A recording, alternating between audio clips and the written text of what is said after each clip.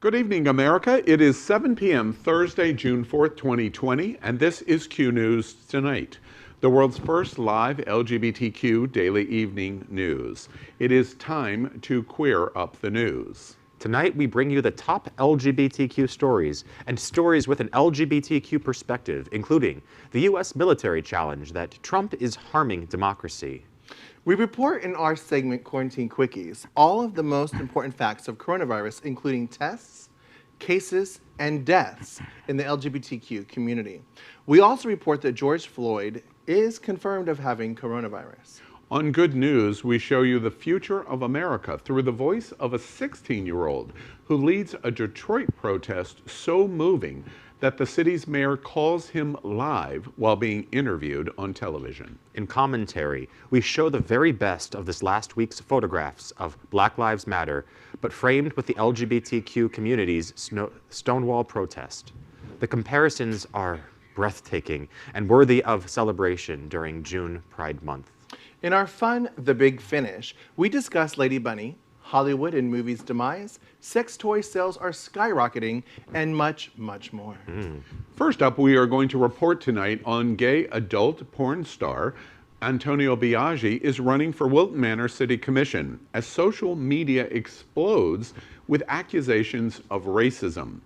So racism, LGBTQ, June Pride Month, gay adult porn star running for public office. Biaggi joins us tonight live to answer those internet accusations. So good evening, America. It is again 7 p.m. Thursday, June 4th, 2020.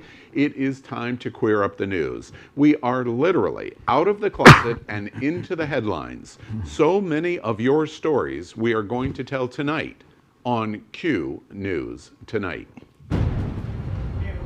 Tonight on the world's first live daily queer evening news show. Tonight's news about the gay community and the news from an LGBTQ perspective.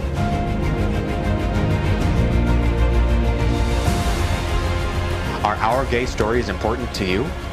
In headlines, politics, entertainment, gay culture, travel, religion, and more.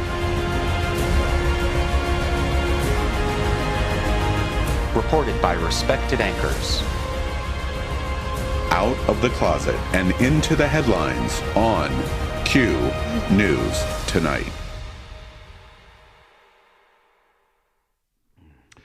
Thank you for joining Q News Tonight. We are live. This is a live show, so anything can happen. Tonight we bring you the news of and a perspective from the LGBT community. I'm your anchor, Al Ferguson, and this is my co-guest anchor, Misty Eyes, and anchor Napoleon Plays. Let's cue up breaking Q news. Antonio Biaggi, gay adult porn star, runs for political office amidst allegations of racism. As you know, Q News Tonight and It's Happening Out broadcast from the World AIDS Museum here in what we joke as the gayest place on planet Earth, Wilton Manors, Fort Lauderdale, Florida. Tonight, there was a controversy raging here in South Florida as famous adult entertainment star Antonio Biaggi, who is running for city commissioner for Wilton Manors, Florida, has been accused of racism. As a gay adult film star, it is unusual to see a performer also be a candidate for political office. Today, his election becomes more complicated as the social media has exploded with accusations of racism. Antonio is a New Yorker born Latino with roots in Puerto Rico. A sealed lawsuit had been reported by an internet blogger in August of 2017 that Biaggi had used racial slurs. This story has grown in the last 24 hours as Biaggi's entire social media history is now being exposed and conflicts with multiple individuals, and then they make race charges. The timing during George Floyd protest and allegations of race has America on edge. This story, therefore, is very timely. Race protest, social media response, June LGBTQ Pride Month, Trump's continued efforts to pit groups against each other allows us to examine what is going on here. So tonight, we have invited Antonio Biaggi to help us understand the facts of this moment. Good evening, Antonio. Good evening. Well, this is an interesting moment for you. First off, congratulations for running. Thank you. And you have a mask. We're completely social distanced, and so if you want to remove, you can. Congratulations first for running Thank for you. political office. I'm not aware of this anywhere in America except Wilton Manors, and it's exciting. You've just recently, how long has it been since you announced that you were running for city? Basically like 2 or 3 weeks officially. Yeah. Well, we're full of social media posting here in South Florida of this lawsuit that was sealed and settled in 2017 by this social media blogger, and it accuses you of racial insensitivity, even to slurs. Let's try to get the story straight from your perspective. Why don't you explain to us what is happening here? Yes. Well, this is a old lawsuit, like you just said. It happened like 5 years ago on December 31st, where I got a FaceTime video call, and I responded. The person had an assault rifle and sent me death threats. From there, I posted. And I understand he was a police officer. I didn't know that it was a police officer. I knew about it afterwards. The person just had an assault rifle, was casual clothing. He sent me a death threat. He said that he was going to use the assault rifle on me. Then I took a video. I called the police. The police came to my house. I took a video camera. The police officer told me to answer. He was actually standing right next to me. I videoed the guy. I just woke up. It was like 10 a.m. in the morning. As I answered the next FaceTime, because he continued calling me. He called me over 40, 50 times. And I answered. I filmed him. When he saw the camera, he kind of like, he still had the assault rifle in his hand, but he got scared and he kind of like sat down to look. So I got a photo. So the police officer told me to turn off the camera. He put tape in my computer. From the video, he basically did a report on the guy, and he left. He was like, well, this could be anywhere. So let's just, if something else happened, just report it. And I basically took a photo from the video and posted it on my Facebook just to alert everybody, hey, listen, this is what happened to me, in case this person is calling anybody else, sending death threats. So that Facebook page that I had in that time, it had over 90,000 people. And apparently one of his friend looked at, he saw the photo and he said, please take that photo down. My friend is a police officer. He could get in a lot of trouble. And that's when I started investigating, and yes, it happened that he was a police officer. He continued to harass me for about a month, opening accounts everywhere on Twitter, sending photos of my house, my husband's car, because I didn't have a car in that moment, but it was my husband's car. So it was just like he continued to like harass me for about a month. Later on, everything stopped all of a sudden, and then I got a lawsuit in the mail for $14 million, like if I was George Clooney. And like it was $14 million for basically for defamation, basically because I posted his photo on Facebook and trying to, say stuff. In the lawsuit, it was 30 pages. What everybody's been looking on social media is 1 page out of 30 pages of allegations. So if anybody knows courts and stuff like and lawsuits, is basically allegations, not necessarily that actually happened, and it didn't happen. I want to interrupt you a moment and make sure that I understand. And in this 30-page filing of the lawsuit against you for defamation on Facebook, he alleges in a sentence that you made a racial slur to him. It's a black police officer, and that was alleged from him.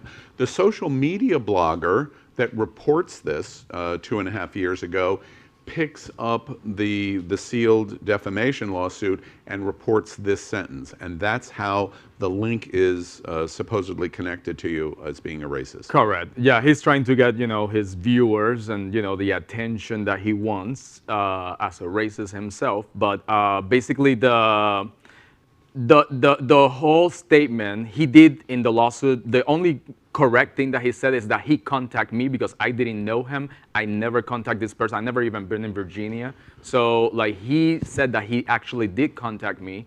There were a lot of allegations that were all lies, but the most important was that one. He basically said that I hacked into an email from his best friend, and I sent that message from that email to him, or a text message. I don't recall right now exactly, but it was like I hacked, and I was like, I barely know my passwords from my Facebook, little less. I know how to hack. I will be working for Apple. But, like I hack, I send that message, go pick up cotton, UFN, LMFAO, which I didn't even know what LMFAO was in that point because I always write LOL.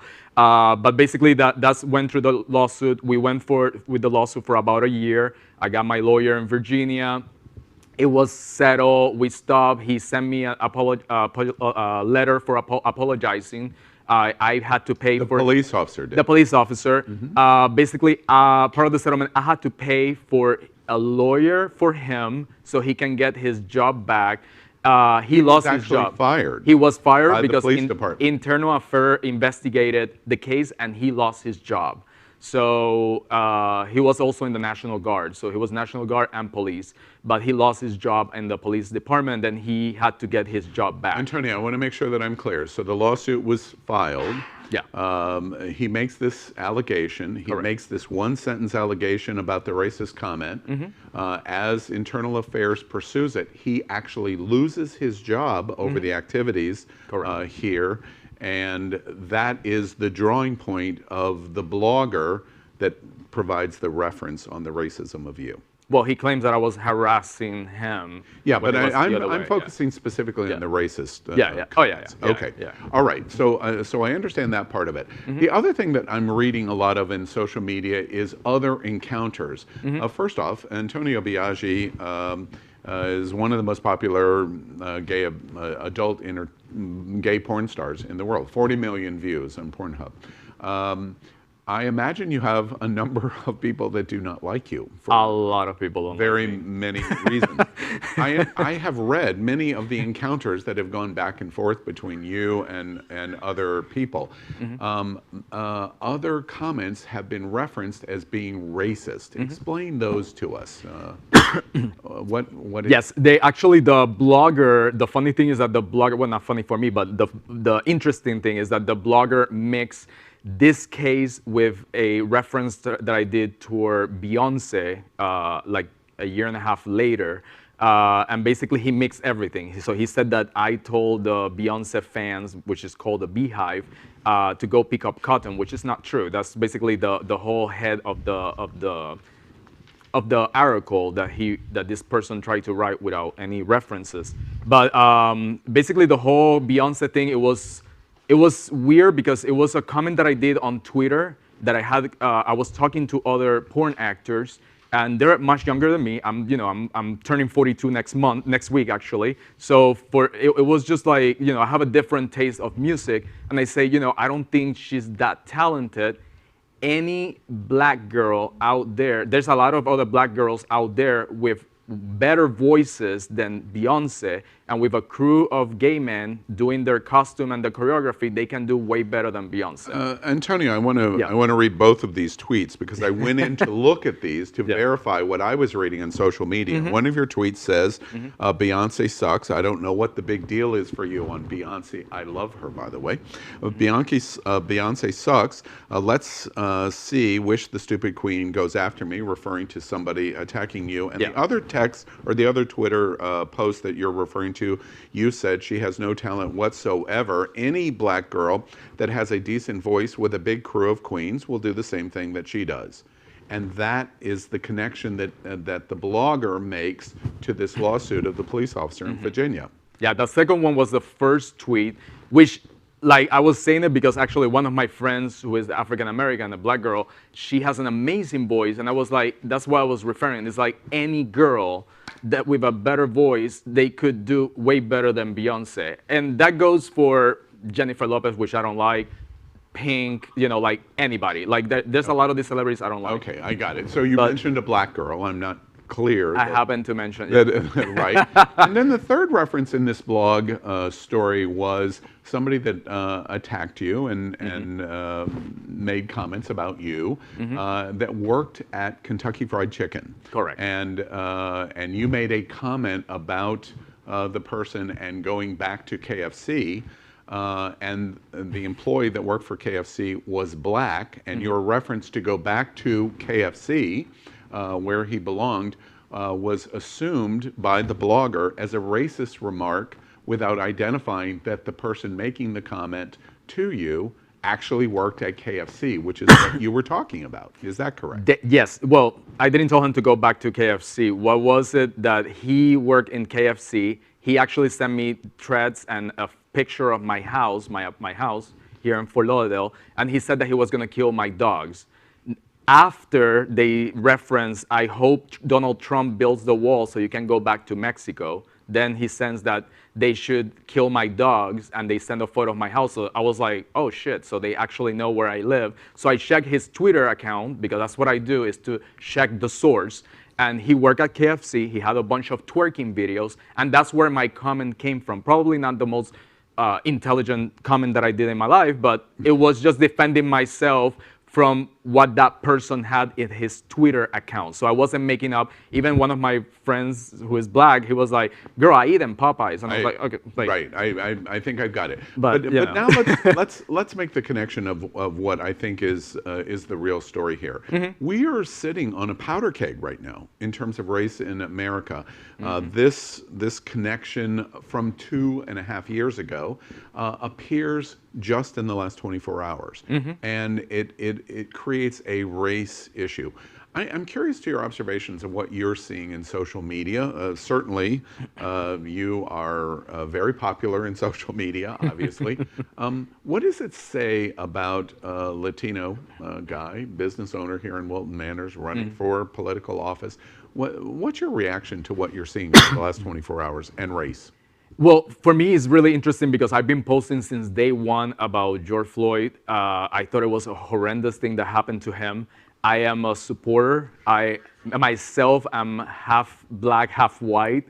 You know, I have, you know, like my nieces are black. You know, I've been stopped by the police for mistaken identity. You have a black parent?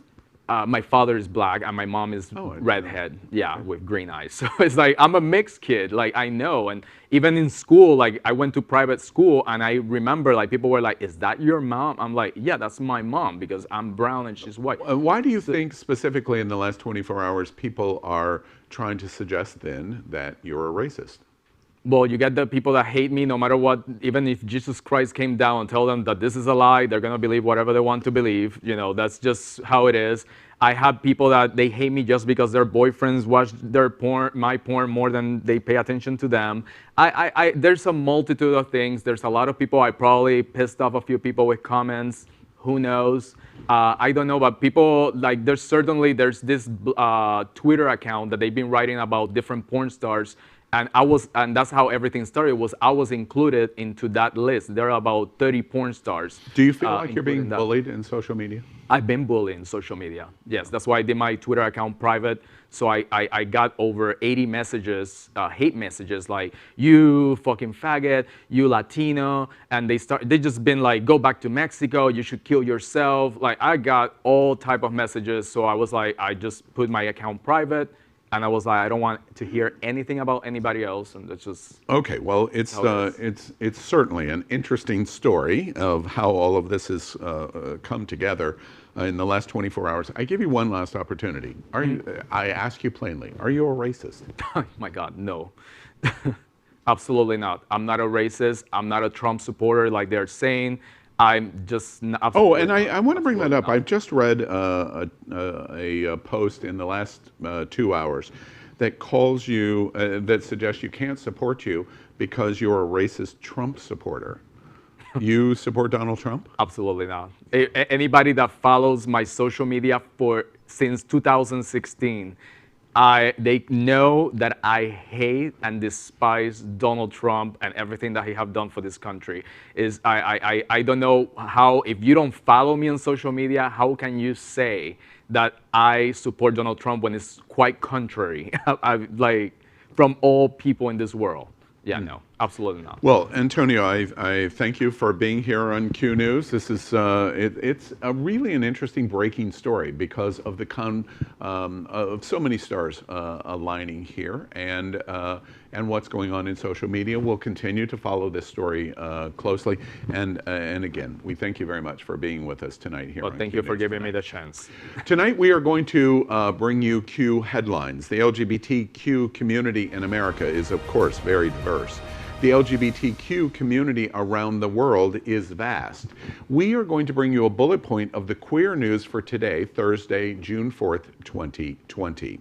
We begin by queering up the USA by reporting General Mattis rips Trump apart, stating, "We are witnessing the consequences of 3 years without mature leadership." We've prepared something on it. Watch this. Last night, the former Defense Secretary, James Mattis, he put out what can only be described as a scathing statement accusing President Trump of making a mockery of the Constitution and of actively trying to divide Americans. The statement reads in part, quote, "I've watched this week's unfolding events angry and appalled.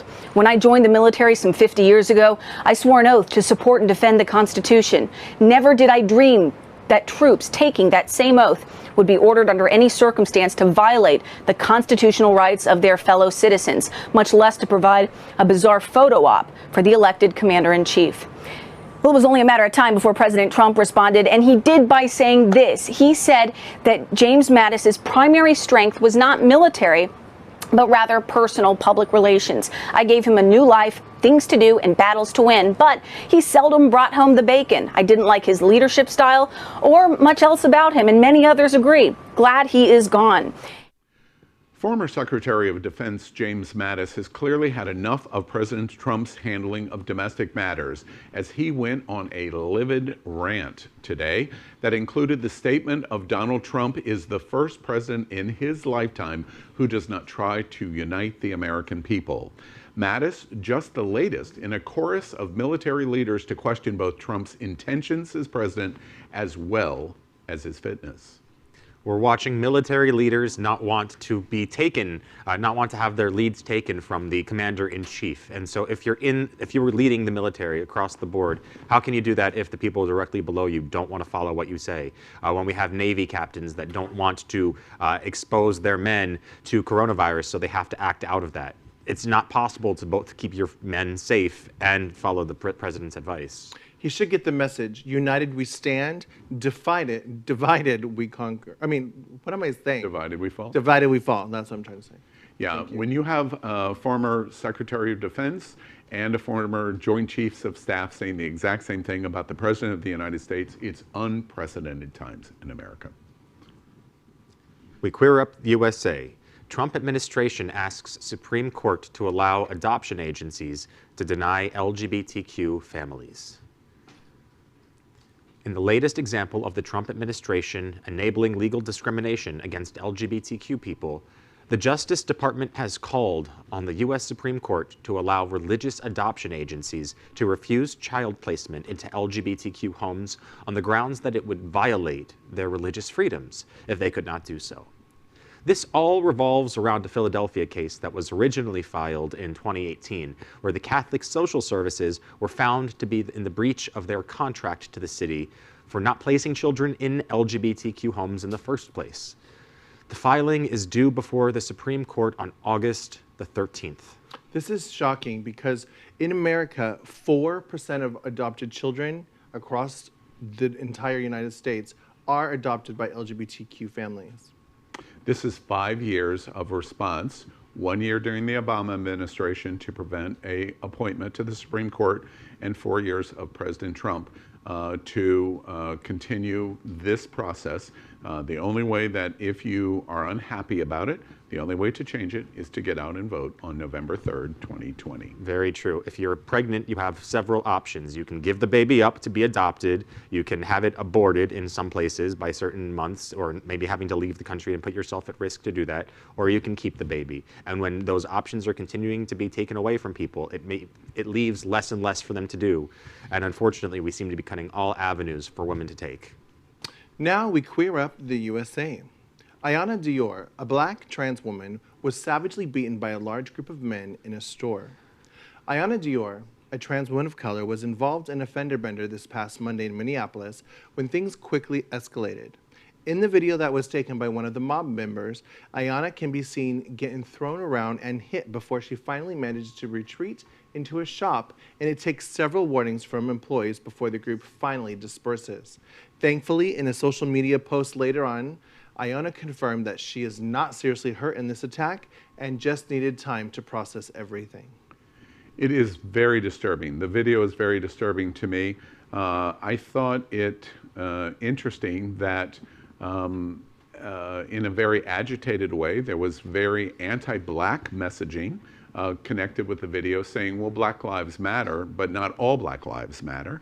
And there were many anti-post against trans community. There were many anti-post against the gay community. We seem to be at a powder keg in terms of we follow the president's advice and we pit each other against each other in every possible way. Yeah, Minneapolis is the hot zone right now. There's so much going on, and in a lot of ways it's a positive thing to see a place that is very progressive now having the opportunity to really show how progressive they are with some of these unfortunate protests, but with other things going on to really show how much they care about human rights, and I think Minneapolis is doing it right. Hashtag Black Lives Matter, hashtag all Black Lives Matter, and hashtag Trans Lives Matter. We cue up the USA tonight by reporting on protests reached the Stonewall Inn in New York as hundreds come together to protest police brutality. In a beautiful symbol of intersexuality, hundreds of people gathered at the Stonewall Inn to protest police brutality. The protesters at Stonewall Inn also held a vigil to mourn the loss of Tony McDade, the black trans man fatally shot by police in Florida last week. Unfortunately, as the night stretched on, hundreds of New Yorkers were arrested, as many could not get back into Manhattan before curfew. I honestly, a former Manhattan man myself, I honestly can't put myself in this situation. I was never at any of the riots. They weren't going on to the same degree 10 years ago when I lived there. And certainly Stonewall was earlier than that. But being arrested and experiencing police brutality, I make jokes all the time about how, yeah, that would turn me on. But if it's actually people that want to hurt me or want something bad to happen to me, like in these protests, I'd be pretty frightened by what would happen next. America is hurting right now. Our country is hurting. And with all the Black Lives Matters posts, somehow Tony McDade is being ignored. A trans man of color was killed by a police officer and nobody's talking about it. Nobody is talking about it. We queer up gay culture. Scruff and Jacked remove ethnicity filters after Grindr leads the way. The dominoes continue to fall in the queer hookup community following Grindr's decision to remove their ethnicity filter. Perry Street Software, the parent company of both Jacked and Scruff, said in a statement that the move was made in order to stand in solidarity with Black Lives Matter. Jacked, in particular, is an app that is overwhelmingly used by people of color. I think this is great. I definitely think that you should include all people. I also think you should filter out those that say no fats, no femmes, no Asians, etc. And anybody with a capital T in their profile should automatically be deleted. Really? You're still after the Asians after all this time? We don't really see that here in South Florida, but if you go to California or upper New York, you're going to see a lot of people that say no fats, no femmes, no Asians. I think it's great news. We take every step forward in whatever way we can get it. But we need to do a lot more than just this. It's great to see this in the sex apps. I've already seen some of the changes. I'm the one that's on it the most at this table. But what I'm really excited to see are that other, they know that. It's true. It is. I've got them all. I know Jacked is mostly like hot, ripped black dudes. That's amazing. Well, but you're getting off topic. Other companies are also doing this too, and the video game industry is one that's really stepping up. Nintendo is doubling down on any employees that offer any kind of money to a Black Lives Matter style campaign, Square Enix, and we're just starting. This is going to be a big deal, and it's growing and growing. Next, let's catch up on all of the news surrounding COVID-19 with our Quarantine Quickies. The first story tonight is our daily reporting of the coronavirus facts, especially important to the LGBTQ community. We report on coronavirus case numbers tonight, remember, based on standard acceptance of 7% of LGBT population. As of tonight, The world's LGBTQ COVID-19 cases stand at 464,000. America's LGBTQ COVID-19 cases stand at just over 133,000. We account in America for approximately 29% of the world's cases. We report on coronavirus deaths tonight. The world's LGBTQ COVID-19 deaths stand at just over 27,000, while the number of deaths in America for the LGBTQ community is just over 7,600. We also report that we account in the United States for approximately 28% of all of the world's deaths. President Trump and Vice President Pence continue to say a lot of ridiculous things about testing, so let's put it to the truth. Testing facts. As of today, 19,216,000 tests have been taken. That is a total test number. It is still relatively mediocre because with an American population of 328 million, we have only tested 5.8% of the population. The medical community continues to recommend a much higher number. Because of that, we at Q News tonight recognize the Hall of Fame states, our top states in testing. And for the first time since pandemic began, we are going to report that all three of the top states have finally crossed the 10% threshold. Congratulations. Number 3 is New Mexico, number 2 is New York, and little Rhode Island, number 1, continues to dominate all of the states in America. We also report in Q News tonight the Hall of Shame states, those that are doing the worst job in testing. In LGBTQ America, we hope you don't live in one of these states, and we frankly don't understand why this is not improving. Number 5 is Ohio, number 4 is Colorado, number 3 is Oregon, number 2 is Idaho, and number 1, all testing, again, continues to basically be stopped in Puerto Rico. Quarantine quickies. Autopsy confirms that George Floyd had COVID-19. We've prepared a sound video for you a little later on. A 20-page document released by the Hennepin County Medical Examiner's Office says an April 3rd test on Floyd was positive for the virus. The coroner concluded that it was likely he was asymptomatic of the infection upon his death on May 25th. This news about how widespread COVID-19 has impacted the country comes the same time and the same day that all 4 officers involved in the incident were charged in the death of George Floyd. This is an interesting story, but still, a black life was taken by a police officer, a white police officer. I don't think it should matter that he was sick or had an illness. When I heard the news that he was likely asymptomatic in his COVID-19 diagnosis and from the autopsy, I quickly went back to all of the pictures that I watched in this last week. I watched today at the funeral. I watched in the Memorial March today. We are watching probably a dramatic event going on in infection rate for COVID-19 because of what we're watching. And especially because it is the black community, which is testing and in deaths the highest percentage of any group in America. And I know there was a video slated for this. Is that ready, production? Yes. All right, great. So we'll show you that and what we've prepared for you guys. Watch this. Autopsy results also showed George Floyd had recently tested positive for COVID-19, but his lungs were healthy and he showed no symptoms. At the memorial, George's son Quincy Mason dropped to his knees. We've seen so many protests around the world, including Australia, about what's happened to your father. Do you have any message to them about what has happened? I just want to thank them for supporting my family and seek justice. Quarantine quickies. Atlanta steps up and releases coronavirus resource for the LGBTQ community. We have a video for you. Watch this. In other news, so it looks like Jeezy, the rapper, is not the only person putting on for his city. So is Mayor Keisha Lance Bottoms with her latest news. So it sounds like Atlanta Mayor Keisha Lance Bottoms is launching a fundraiser to support residents struggling financially during the pandemic. The initiative is called ATL Strong, and donations will support food security for children and seniors, support for small businesses, and more. For more information on how you can actually help, we want you to visit atlstrong.org. Atlanta and Mayor Keisha Bottoms has released ATL LGBTQ Strong.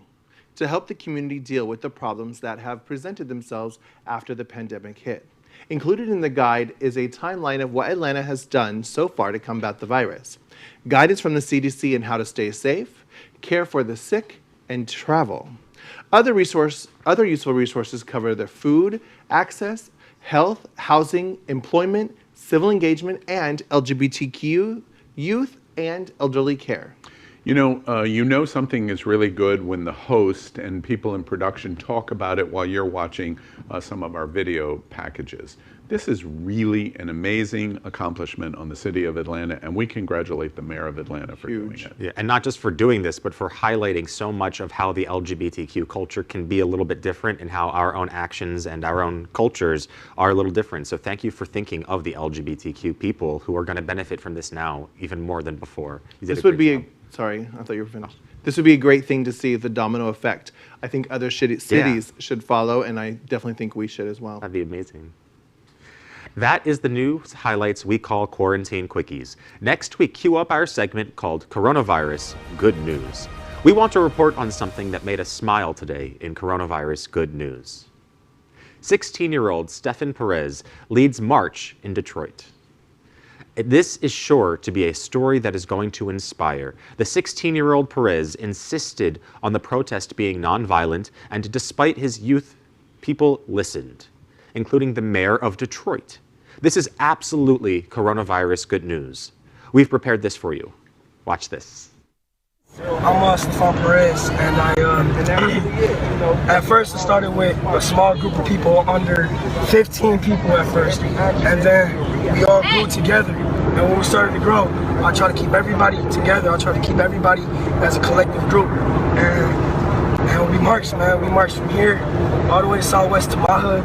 And we marched from Southwest. We made a stand up on Michigan and Illinois without no problems. The whole time, no businesses ran through, no riots, no looting, no none of that, no fights, no none of that. I made sure we was all good. I had other people helping me, such as other people, and I'm glad they did. And I'm surprised people listen to me. I'm glad they did, because they not hurt right now, because they could be. Stefan, I was watching the video and I saw your leadership. I have tears in my eyes. You are everything that's special about the city of Detroit. And I just thought your whole protest was a phenomenal national message. We're going to fight this injustice because of people like you. I just wanted to say to you, you are everything that's great about the city of Detroit. Now is definitely the time that we want to see our mayors and our political leaders actually stepping up and making these connections across the board. I know that we were doing that with Antonio earlier today, but we hope to bring you more of that as this goes on. Tonight we are broadcasting from our studio set in the middle of the World AIDS Museum and Education Center. The museum is in Wilton Manors in Fort Lauderdale, Florida. We joke. We're coming from the gayest place on planet Earth. They're expecting me to comment. I'm trying to. We would also like to thank our set designer, Concepto Modern Living, here in Fort Lauderdale, for making this set in this living museum possible. Next, at Q News tonight, we are going to salute the Black Lives Movement. And we are proud to present Fed Uprise, the photographic evidence as coronavirus collides with a discriminatory America. This is a Q News Tonight commentary, and also it is a tribute from June's Gay Pride Month. Watch this.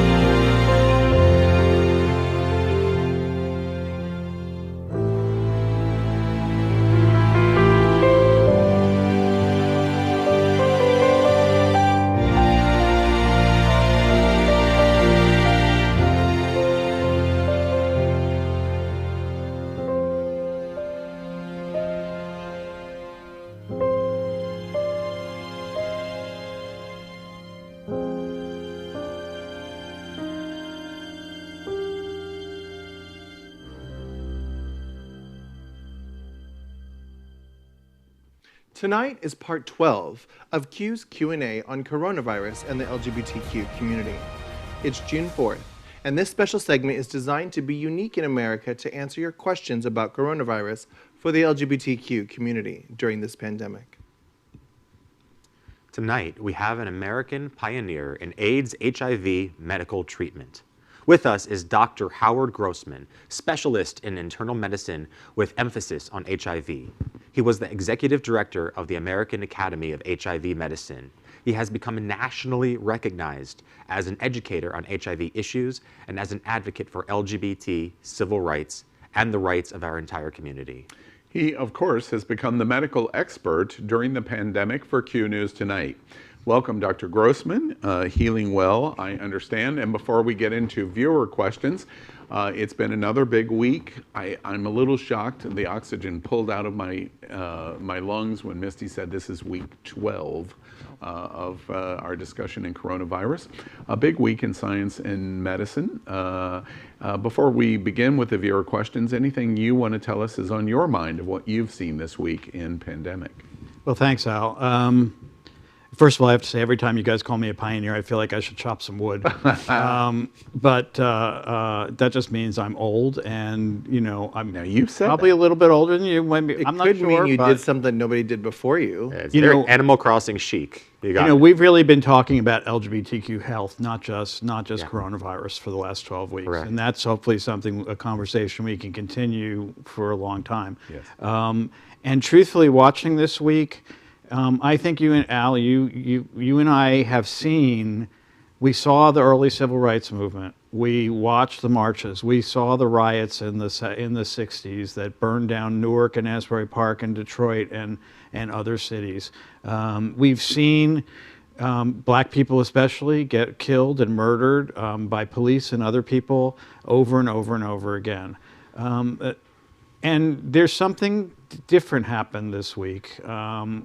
We are, I think what changed is that the perception was that fighting for civil rights was the responsibility of people of color, that it was up to people of color to fight for their own rights, the way it's been up to gay people to fight for our own rights. And something changed this week because I think people finally realized, no, it's up to white people to fight for the change. It's up to Asian people. It's up to every single person to get out there and fight for this change. Yeah. That it's not up to black people to do this. And that's not a change that happened overnight. This is something that has happened because of 60 years and more of really hard work. You know that song, Teach Your Children? Well, I think somebody's been teaching the children because they're out there. And I watched something the other night. Police in New York. It's not just us that have changed. The police have changed too. Not as much as we want, that's for damn sure. But I watched them come off the Brooklyn Bridge, and they were every color, every race, every ethnicity, men, women. I know there were LGBTQ people in that crowd, and that's not the way the police in New York were 25 years ago. Mm-hmm. So there's a lot of work to be done, but the health of this nation, and that's what we're talking about, really is taking a swing up, and that makes me optimistic. Oh, that's I'm glad to hear that. And in conjunction with that, I always begin our Q&A in terms of what you've watched in this last week about how America is responding medically to COVID-19. I always ask you on the letter grade. For this week, how was the letter grade? How did America do? I'm going to give America a C this week because I'm going to give the Trump administration a G or an F or a Z still, but because they're just making things worse. But I'm going to give America a C because I think what we saw this week is there really are two Americas on display. I know that you've talked about being worried about the spread of the virus, but I'm watching these demonstrations and I'm watching people with masks on. Mm-hmm. They are outside, so that lowers their risk to begin with.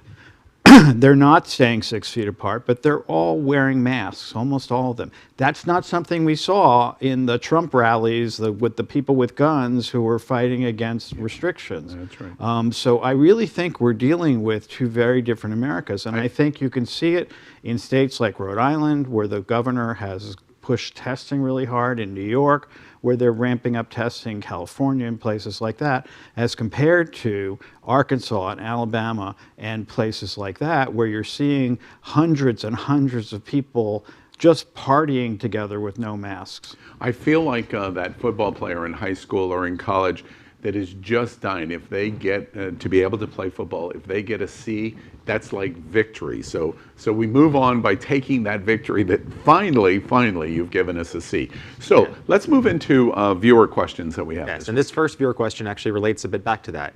We now know that George Floyd had coronavirus.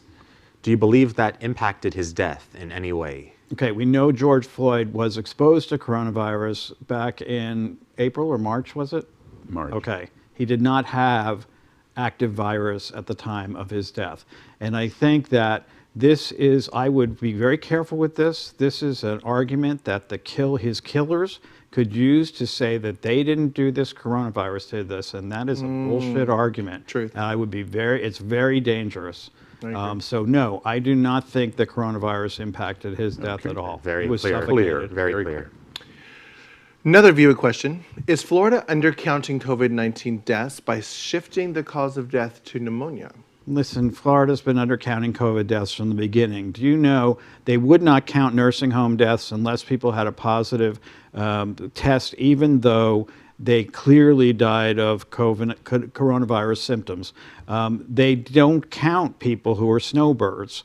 The governor of this state has done everything he can to cover up the real numbers, including firing the woman who was counting and running the website. We reported that story. We reported on that story. And so, yes, I think there's been huge cover-ups in this country, and we don't even begin to have any idea. Okay. Moving on to the next one is, oops, that's the same one. 5G technology. Is it safe, and could it be linked to the spread of a disease like coronavirus? I know that those are a lot of conspiracy theories. This was one of those conspiracy theories that came up at the very beginning of the pandemic, and I thought we had quashed it completely. They burned down cell phone towers in England because of this. Wow. This is one of those truly crazy conspiracy theories that really needs to be put to rest. Yes, 5G is safe. Yeah, the It idea. has nothing to do with coronavirus. 5G is safe. 5G is safe. Doesn't matter what happened in Wuhan where they started it. Yeah. It's all a rumor. Thank you. And then the next question. How can healthcare workers best look after their overall well-being in such a stressful work environment? You know, that's always a big one. I think number one, healthcare workers, and I think we've seen it, realize that this is the job we signed up for, is to be on the front line. There's a story in the New York Times today about people who are afraid to go back to work, even if their places have taken protective measures, and then they are losing their unemployment, and gee, they're all upset about it. You know what? Healthcare workers don't get to make that choice. We work when people are sick.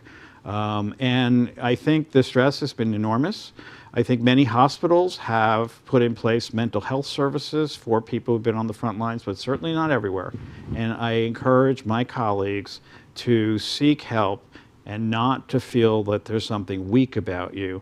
This is trauma. This is battlefield trauma that many people have dealt with. And I think you have to deal with it on that level. This is not weak. I want to do a follow-up here, Dr. Grossman. I want to give you the props. If you're here in South Florida, Dr. Grossman runs a 501c health organization clinic called Midway, and very close, just 2 minutes from this broadcast at World AIDS Museum. I had a antibodies test. Napoleon had antibodies and a COVID test. I noticed your staff in the clinic. How are they responding in terms of the stress? Do they express fear? Is it something you see? Oh, and we talk about it as much as we can. One of my staff has gone for mental health counseling because of it. Several of my staff who are people of color were really, really scared at the beginning and really didn't want to be there at all. I think as this drags on, as we see, this is going to be a 2-year process at least. We're going to have to accommodate to it. they're getting more calm. They wear masks all the time. We limit the number of people in the office. We get people in and out. There's no lollygagging around. And we're trying to put as many protective measures in place as we can. And the staff is getting tested every week. That's good news. Another viewer writes in, what are the next steps for potential vaccines that are beginning human trials? When might a vaccine get FDA approval for widespread use? Well, with this FDA and this president, you have to be suspicious. But we need to remember what the process is. You have to test the vaccine first to make sure it doesn't kill people, okay? So generally you do that on healthy people. You have to then ramp up the test a bit to see if it has any efficacy. Then you do a phase 3 trial, which is a very large trial to really prove the efficacy. Now, we want a vaccine that's going to last for a long time, not a vaccine that's going to be over in a month. So 6 months, a year, I mean, how long do we need in these studies? Well, that's how long a study is going to take. It has to recruit, and I think there'll be lots of volunteers, so we'll probably recruit fairly quickly, but that usually takes several months. And then it's got to run for probably a year or more to prove that it works. At that point, if it gets approved, it's going to have to go into mass production because we're talking about making billions of doses to vaccinate as many people in the world as possible. And how long is that? And then distribute it. How long is that going to take? I want to provide a soundbite to your observation. If you don't mind, let me try to pin you to a yes or no. Sure. Is there a chance that we will have a vaccine by the end of 2021? 2021, a year and a half? Yes. Possible. Maybe. Maybe. But, again, look at the timeline I just laid out. These are just the facts of how you do research. You can't, if it shows efficacy for 2 months, are you going to inject it into millions exactly. and in fact, of people? Napoleon has a question of your question related to right into it. Viewer asks, what are the risks to participating in a vaccine trial? Because I know I might want to do that, or Al, who has the antibodies now. I'm a superhero, by the way. Well, in his head he is. Okay. He has to But again, people who are antibody positive may need vaccines down the line because we don't know how long we're going to Party keep them. pooper. But yeah, that's me, party pooper.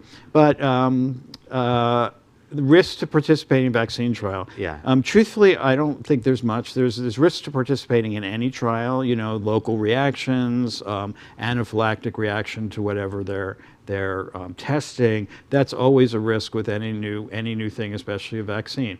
But I think most of these vaccines are most likely not going to be live virus vaccines, so they're unless you have a reaction to whatever it is they're using, I think it's going to be fairly safe. The biggest risk would be that it wouldn't work.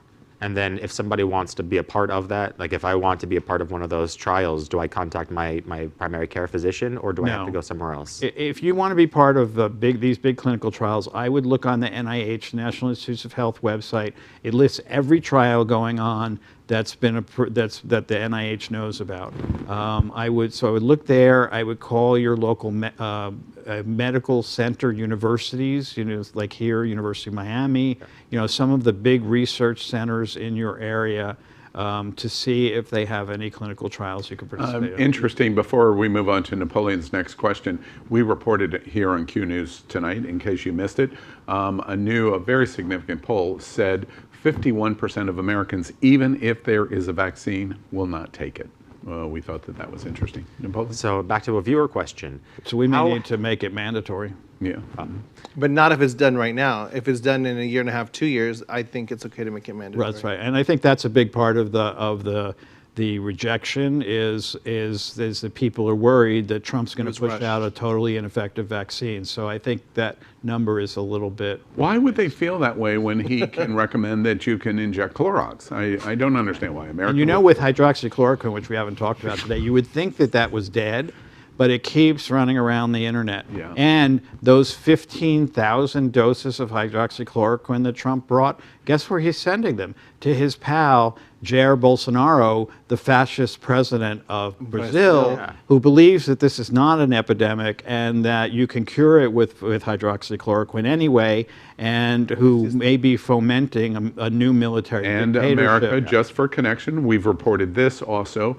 Over the last 14 days, Brazil has had the highest increase percentage-wise of cases and deaths in the entire world. Exactly. They're finally eclipsing. And we're dumping hydroxychloroquine. Yeah, we're just getting the whole Legion of Doom back together. Yeah. The next question. How have global events such as protests and extreme weather emergencies affected the spread of the virus? Obviously, this goes into what we were talking before, especially with the protests. Well, second part first. I think, India, you're suddenly seeing huge increases. They've just gotten hit by 2 cyclones, one on the East Coast, one on the West Coast.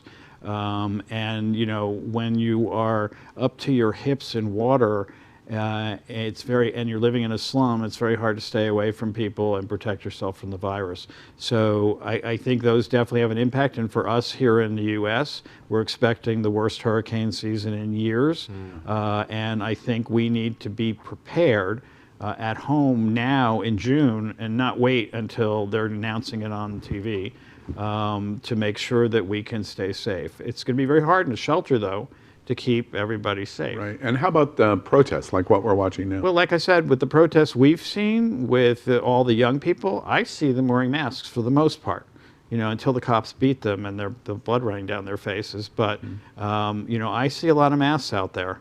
And that makes me feel good about this because you know me, I think the big thing is wash your hands, foam into a place, foam out of the place, wear a mask when you're out. It's very funny that you say that because your voice rings in my head. I always wash my hands. I was always very clean, but I sing and count to 20 now. I'm religious on doing it. You've helped change my behavior, and hopefully I think those are the things that are really going to stop this. Don't worry if somebody coughs a block away. Don't worry about pushing the elevator button. Just wash your hands when you get off the elevator or foam them. Those are the things that are really important. Another viewer question. Are previously intubated patients at risk of being dependent on pain medicine or sedatives used during long-term ventilation? Well, intubated patients are going to be at risk for a lot of pulmonary complications, lung complications, and other things. And because they were intubated, it gets a week as well. I think those are the big complications. Anybody who's been on long-term sedatives and things like that can become dependent on them. Addicted, I think addiction is something you sell your TV to get. Okay, right. So no, I don't think they will, but will they maybe have to go through a period of de-escalation and withdrawal slowly from the drug? It's possible. Yeah. Depends on how long they were. Do you think until another significant wave comes, the respiratory issue is resolved in most of our hospitals in America, that we have enough respirators? God, I hope so. Yeah. And, they are producing more of them, so, hopefully that's not going to be the biggest issue. But where do they go to? And where are the hospitals? Remember, in much of this country, does not have the medical infrastructure of a New York City, where there are tons of hospitals and lots of respirators and an enormous number of doctors and nurse practitioners and PAs and nurses. Most of this country has little regional hospitals you may have to drive 3 hours to get to. Many of them have gone bankrupt over the last bunch of years because of things that have been done on a government level. And so people really don't have access to health care. And just on a slightly more positive note, I believe you've said in the past that those are also hospitals, the ones that are open, are at a significantly lower percent because people right now are scared to go to the hospital and the beds are mostly not filled. Is that still true? Well, we've seen that people have been afraid to go to hospitals, but I think that's changing a bit. But a lot of hospitals, because they lost all those elective surgeries for so many months, are on the verge of going bankrupt.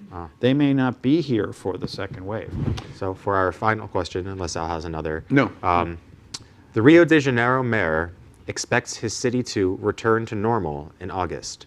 What is the outlook like this for major cities in the U.S.? Well, I mean, Rio, Brazil is a study unto itself. And right now the politics in Brazil are such a nightmare because of Bolsonaro and his ilk. And I'm really not sure if the mayor of Rio is part of his crowd, but I kind of think that possibly they are. So he's been calling this a hoax and everything else. He'll open those big cities, Sao Paulo, Rio, some of the other big cities way before they should be, and it's going to be horrible. I have a friend who lives 3 hours north of Sao Paulo. They have police at the one road leading into town to stop everybody, and so far they've only had one case, and I have a feeling that's going to be very common in Brazil. Well, that is part 12 of tonight's Q's Q&A on coronavirus and the LGBT community. We are here every Thursday night through the pandemic, bringing you viewer questions and the most important medical information and advice available from our medical expert, Dr. Howard Grossman. And as always, thank you. Dr. Grossman is on the mend. Last Thursday, he was here immediately after surgery and did a great job. You probably don't remember any of the answers you gave last week on the show, but we thank you as always for being with us tonight. Yeah. All right, well, we end tonight's broadcast with what we call the Big Finish. These are short story mentions of LGBTQ news and news with a gay perspective. So here we go. First on Q News tonight, the Big Finish. Alyssa Edwards and Morgan McMichaels are among rumored lip sync assassins for Drag Race All-Stars 5. Oh, I am betting on Raven, who wasn't even there to do RuPaul's makeup at the end of the last one last week, you know? I think Raven's going to be on it. She's been doing the RuPaul. We could get into RuPaul for far too long. I'm going for Raven, or maybe they'll ask Misty and myself to come in and lip sync assassinate. That would be a big surprise. I'm sure Valentina wasn't asked to come back. She only knows Spanish songs. Well, she won't take her mask off. That's the problem. But will people even have masks on? There's so many questions. I can't wait to find out this Friday. You got me again, RuPaul. You got me again. You know what's funny is I have not watched the last couple seasons of RuPaul's Drag Race. Sacrilegious. It's true. I am obviously a fan of drag. I am obviously a drag queen, and I know most of the girls. And I just, because this story's on, I peeked at the season 5 All-Stars, and I'm friends with almost all of them. I haven't met Miss Cracker or Shea Coulee or Blair St. Clair, but I know all the rest. I knew Juju, Alexis, India, Derek Barry, and Mayhem before they were even on RuPaul's Drag Race. First off, you're welcome. I met Angina and Mariah on a cruise working with Al, but the rest I met Airline, Juju in Boston, etc. First off, you're welcome. And I also would like to disrespectfully say to Napoleon, you two lip syncing, please. They are just lucky I am not throwing my tiara into the ring. As y'all have seen me on this show, I could lip sync all of them into the ground. We should do that in the competition. We're gonna have to have a 3-way lip sync here someday. That sounds like production. That's Jared Curry. Roll that back. Quiet. The Big Finish. Hey Group decides June is now Lifestyles of Mainstream Normal People Month. LMNOP month. Yeah, apparently that's this entire article describing that it's LMNOP month, which is part of the alphabet. And honestly, this whole thing confused me. My only note was, what does this even mean? Who wants to live a normal, boring life? And why are these the letters that you chose? And while some of those mysteries are starting to be uncovered, I still have no reason to understand why people just want to live a life of blah and lack of awareness and just sit there in their corner getting nothing done and growing none in their life. What is that? Some normal people are not blah, for the record. But normal, mainstream, normal, ordinary, LMM, whatever. They don't need to fight for their rights. They don't need to fight for their equality. What the heck is wrong with people? This is like saying all lives matter and discrediting LGBTQ. The LMNOP, that's what it was. LMNOP people. Yeah, lifestyles of management, of maintaining. God, this is hard. I'm sorry. Lifestyles of mainstream, normal, ordinary people. That's LMNOP. That's what it is. Do we have 2 Napoleons at the table tonight? Mind your business. For a demographic people constantly whining about snowflakes. After making fun of me. Huh? What? I have never seen more special snowflakes than in this group. I suppose that 11 months out of the year wasn't enough for them to feel adequate. They had to take our month too. The Big Finish. Goodbye Hollywood. This is such a sad story. Yeah. AMC and movie theater industry says they may be finished. Yeah, they say that, but I mean, in AMC in particular, they're not even playing ball with other organizations. It's not a stretch to say AMC could be going out of the into bankruptcy. They're cutting ties with Universal because Trolls released and they didn't like it was a home release. They didn't want Scoob to come to them, so they're just all angry with Universal. And then I think they're even dropping Lucasfilms from shows that they'll play. So they have their membership that they want people to pay $25 a month to come in and see unlimited movies, but you can't go into the movie theater. And then that's it. So I don't know. I don't know if movie theaters are going to die, but clearly they seem like they're about to commit some harikama. I personally would be very sad if AMC goes out of business. I had the AMC Plus membership, and I went every single Tuesday, sometimes on Thursday and Saturday, to go see a movie. I think this is devastating. My only hope or prayer is that another studio buys the movie theaters and movies stay in business. Also, how is this going to affect the Academy Awards this year? Is it going to be slim pickings, or are they going to postpone it? I think we're all missing the point. Movies are in danger. Yes. They are releasing new first release movies digitally online, and the sales are terrible. People like the shared experience. Yes. I am an avid moviegoer. I have always appreciated the experience of sitting down and watching a movie on a big screen. That's what we've done for almost 100 years. So this news actually hits me at home a bit because I also have an AMC pass. 3 movies a week generally was the norm for me. I hope they can pull through. This is not a joking matter. If I don't have the AMC movie pass, I have to speak to Napoleon and Misty Moore. Oh my God, get it for him. Want to. Get it. The big finish. No context Thursday. Sex toy sales in Colombia are skyrocketing even as their economy struggles. You know, there's not really anything here that is a surprise to me. I met a guy earlier today that was saying that he was quarantined here for 3 months and he's living in Colombia but could work here. I guess he didn't need to buy sex toys though. I was his sex toy. But if there are approximately 50 million people live in Colombia and about 35,000 have coronavirus, I understand why he is watching those numbers grow and grow too. So maybe that's why the sex toy industry is so extreme right now, because people don't want to touch each other, like what you feel all the time, Al. Well, during COVID quarantine, I understand self-care is important, but please remind me to stop asking other people what they're doing for their self-care, because as of this segment, I probably shouldn't ask. All of the statistics of our economy are bad. We didn't even report today another nearly 2 million unemployed. We've crossed 43 million unemployed in America. So this news is fantastic. Why? Well, at least something is rising in these hard times. The big finish. Lady Bunny hopes to make fans laugh their mask off in her new comedy special. We have a sound video that we want to show you a little bit of Lady Bunny. Watch this. A new study has shown that women who sleep better have better sex. Unfortunately, the study was conducted by Bill Cosby.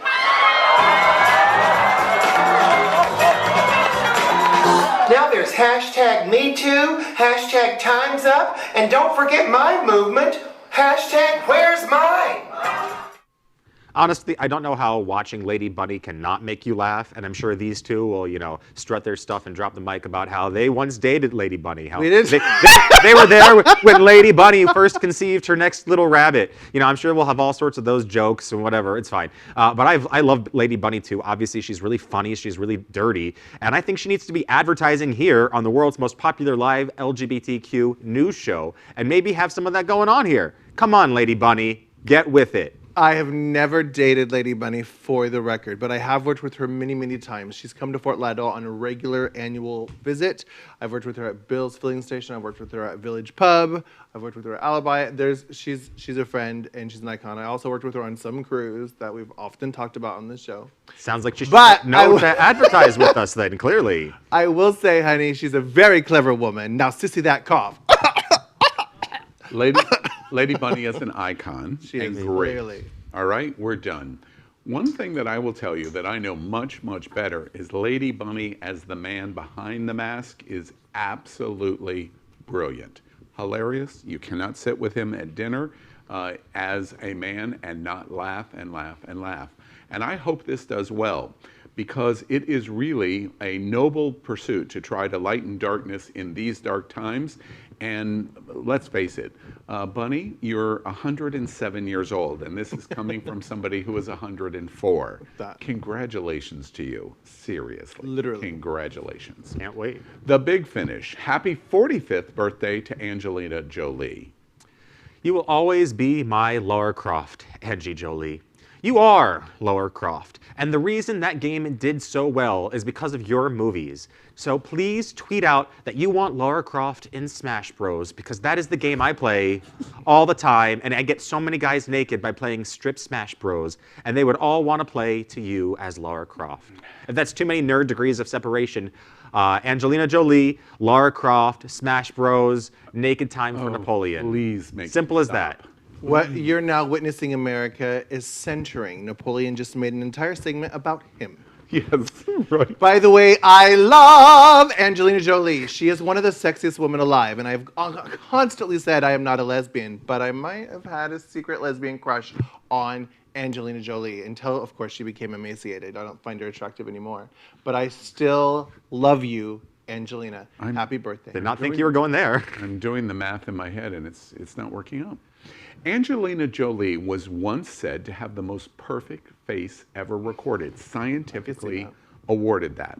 She is a huge inspiration, as we've just learned, for drag queens everywhere, with the actress saying she is happy about that, but gosh, I can't help but hate her a little bit. She's just too darn pretty. Yeah. So I'm just going to wish you a happy Wait. That bitch got to sleep with Brad Pitt. Fuck you, Jolie. Oh, wow. That is it for today's news for the LGBTQ community on the world's first daily LGBTQ evening news show. Remember, if it's important to the LGBTQ community, it's important to Q News Tonight. But you must help us. Please, click subscribe on YouTube and share this news. We are literally out of the closet and into the headlines. This is the only source for live LGBTQ news in the world. Your community needs your support. You are not alone. We will get through this crisis together. We are here with you, and this is Q News Tonight. So thank you for joining us. I'm Al Ferguson, and on behalf of my partners, Misty Eyes and Napoleon Plays, we will see you daily at 7 p.m. Good night.